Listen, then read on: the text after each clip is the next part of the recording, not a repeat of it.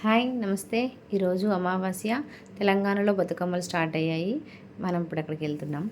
ఇలా చిన్నపిల్లలు వాళ్ళకి నచ్చిన విధంగా బతుకమ్మలు తయారు చేస్తారు. ఇంకా పెద్దవాళ్ళు చక్కగా ఈ విధంగా బతుకమ్మలు తయారు చేస్తారు. మనకి తెలుసు. అమ్మవారికి ప్రసాదము పసుపు కుంకుమ చక్కగా అంగట్లో పెట్టి మనము బతుకమ్మ ఆడతాము అందరం కలిసి. తర్వాత బతుకమ్మ అంతా పూర్తయినాక ఏం చేస్తామంటే దగ్గరలో ఉన్నటువంటి మేమైతే మా కాలనీలో ఒక కొలనుని ఏర్పాటు చేసుకున్నాం. దాంట్లో ఆ కొలనులో కలుపుతాము. ఇక్కడ చిన్నపిల్లలు ఒక గ్రూప్గా, పెద్దవాళ్ళు ఒక గ్రూప్గా తయారయ్యి బతుకమ్మ అయితే చక్కగా ఆడుకున్నాము. ఇలా తెలంగాణలో ప్రతి వీధిలోనూ జరుగుతుంది, ప్రతి కాలనీలోనూ జరుగుతుంది. ఇక్కడ మా కాలనీలో జనం చాలా చక్కగా రెడీ అయ్యి మంచిగా ముత్తైదులు బతుకమ్మ ఆడాము. చాలా సంతోషం అనిపించింది. చిన్నపిల్లలు మంచిగా రెడీ అయ్యి చక్కగా వాళ్ళు కూడా పార్టిసిపేట్ చేశారు.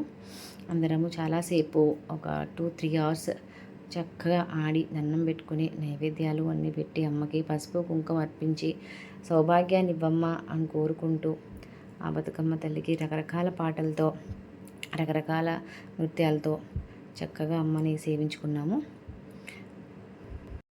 పూర్తయిన తర్వాత బతుకమ్మని నీటిలో కలిపేసిన తర్వాత అప్పుడు ప్రసాదము అందరికీ పంచిపెట్టామన్నమాట.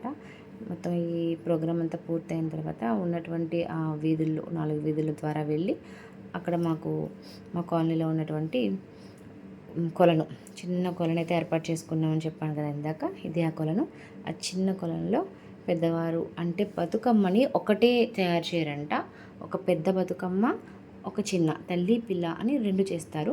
సో పిల్లలతోటి చక్కగా దాంట్లో వదిలిపెడుతున్నారు. పెద్దవాళ్ళు వదిలిపెట్టి అమ్మని చక్కగా వెళ్ళి సంతోషంగా మళ్ళీ రమ్మని కోరుకుంటున్నాం. Thank you.